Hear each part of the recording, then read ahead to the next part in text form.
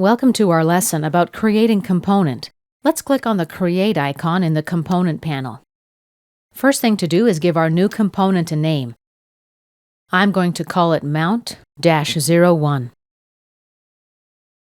Next, we specify the template. Let's use the standard Imperial template, browse for or paste a file location, and check here to make it a virtual component. We check here to constrain the sketch plane to the selected face or plane. Let's click OK. Next, we select a sketch or a plane. Notice that the base is grayed out now. I'm in part editing mode. I'm going to right-click on the XY plane and select New Sketch. Let's click Project Geometry, and let's project this face. My sketch is completed and fully constrained. Let's finish the sketch. We're on the Model tab. Let's go to the Extrude command, select the profile to extrude, the depth of the extrusion, 1/4 inch, 0.25, and let's click OK.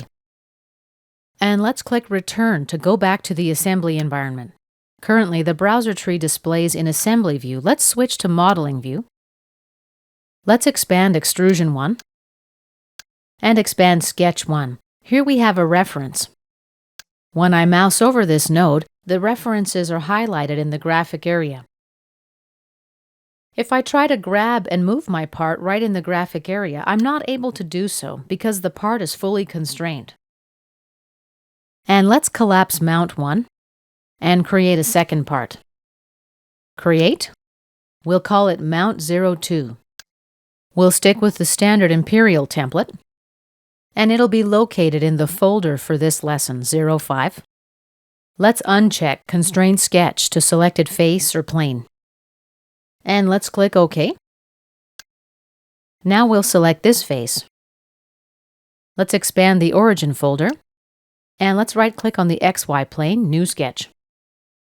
Activate the Project Geometry tool and select this face, and let's finish our sketch. Now we'll activate the Extrude command, select the profile to extrude, enter an extrusion depth of, let's say, 1/4 inch. Click OK, and return to the assembly by clicking this icon. Now if I grab my component, I'm able to move it up and down. The reason for this is that Inventor didn't create the mate automatically, as it did with Mount-01. Notice we have Flush 1 in Mount-01. Under Mount 2, we don't have the mate. Let's switch to Modeling View now. The reason I'm able to move the component up and down only is because I've got a reference. Let's delete Reference 1. We'll right-click on Mount-02 and select Edit. Now let's right-click on Reference 1 and select Break Link. Actually, let me collapse a branch of the tree so you can see better. Okay, right-click, Break Link. And let's return to the assembly. Return. Now let's grab my component. As you see, I can freely move it. We're ready to apply some constraints now. Activate the Constrain command. We'll use the Mate type. Let's select this edge and this edge here. Offset distance, let's say 0. Apply. And let's select this edge and this edge. Apply and cancel out of the tool. And let's make some changes to Mount-02. Right-click, Edit. Expand Extrusion 1. Right-click on Sketch 1 and select Edit Sketch. Since we deleted the references, the entities in the sketch are totally unconstrained. Okay, let's undo those moves. And now activate the Dimension command. We need to apply some dimensions and constraints now. Okay.